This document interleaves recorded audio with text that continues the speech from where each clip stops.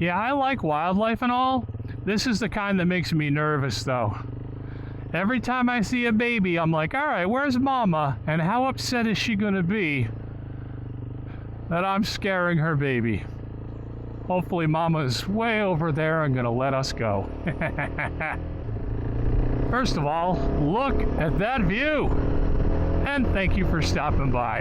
I appreciate it. Well, I am 2.5 hours of just wandering, taking a couple of rights, couple of lefts, here and there, just with one goal, and that is to find myself lost in this area. This is beautiful. I hope you like cattle guards if you come here. We have so many of them.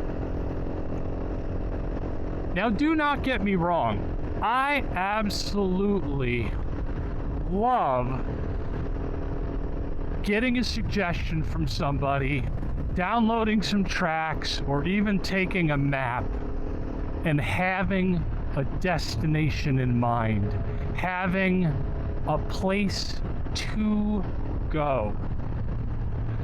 But this, today, is my favorite way to go on an adventure. I have enough water, I have enough food, I have enough fuel to spend 5 hours to 6 hours out and about. And so that's what I did. I packed my camera, I packed my lunch, I packed some water, I filled up the bike, and I just went. No destination whatsoever other than to find myself in nature. And while I've done this many, many times, I don't believe I've ever been nearly as successful as I have been today. For the most part, this is what I'm seeing. Big, open nature, dirt and gravel roads, and that's it. I do come across signs of civilization in signs telling me that there is a cattle grate, and I also find these large water silos, which I assume are for the cattle, which I also see signs that say we're going to be cattle grazing, but I have yet to see a single head of cattle grazing, so they're grazing somewhere else. Minimum maintenance, my kind of road. What I've done since I'm getting low on water is set myself to go back to the welcome center of the park I'm staying at. And I think it's about an hour and 15 minutes to get there. And I'm really hoping that the majority of it keeps me on this kind of terrain, because this is where you want to be if you've got an adventure bike. Now, when you're in the regular part of the national park, it's pretty, it's beautiful, it is. However, there's, even this late in the season, a lot of traffic. Any place that you would want to stop, there's already 6 cars plus stopped there. And if you want to go a little bit faster to get to something you want to, there's probably 3 cars in front of you. I will say the Theodore Roosevelt National Park has passing lanes in many, many areas. So if there's not a lot of traffic coming towards you, you can circumvent a lot of the slow-going folks. Most interestingly, it seems to be when you get to the prairie dog fields, everybody stops. There's people on the side of the road. There's people in the middle of the road. Everybody wants to see the prairie dogs. Incredibly popular. So if you're coming up on a field of those, be patient. You're gonna need to be. Me, I've seen enough prairie dogs. I'm here for that. That right there. That is a sight I've never seen. It's special to me. It's unique. I'm out on my motorcycle to see things like that. I'm out on my motorcycle to be on roads like that. Man, what a day. Oh, more signs of civilization over there.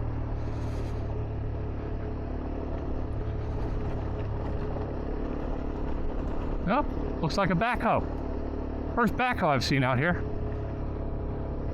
Well, I will eventually get to where I'm going, but I had fun being lost. And I think I got myself lost enough. Hey, there's the cattle. Hey, you guys are supposed to be around all day. First time. Small herd. But as I was saying, I think I got myself lost good and well. Because, again, as soon as I said, all right, I need to get back. I don't want to run out of water out here. It was over an hour to return. And it didn't take me directly to a highway. It took me to another road. Just, oof. I highly recommend you get yourself out west with a little bit of time to spend, stock up on some supplies, and just go get lost. It appears from looking at the Garmin that this entire area is just crisscrossed with these little dirt roads. Probably here to serve no purpose other than to let the ranchers check on their cattle, but they serve a purpose for us so that we can see these beautiful areas. And that beautiful they are. Oh, this is interesting. Road goes left, road goes right. I guess I want left. It looks very straight on my Garmin. Oh, this is awesome. Oh my goodness. I gotta say, off of the BDRX, most of the roads I've found were very short in South Dakota. I found quite a few places to ride, but they would be about 1.5 miles, 2 miles, and then you'd come to more pavement. I haven't been on a road with pavement. I haven't been on a road in better condition than this in hours. So, wow, North Dakota delivering the dirt roads and the views. And I think we finally stumbled onto cattle country.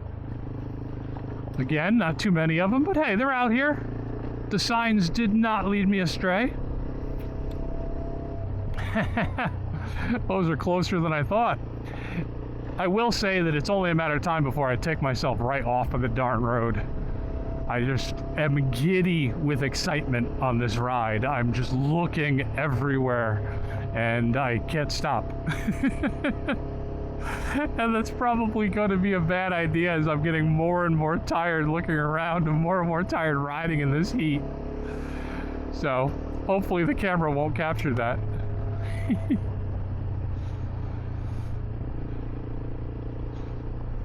Interesting. Couple of tires. Wow. Wonderful. Well, I'm going to stop yapping at you.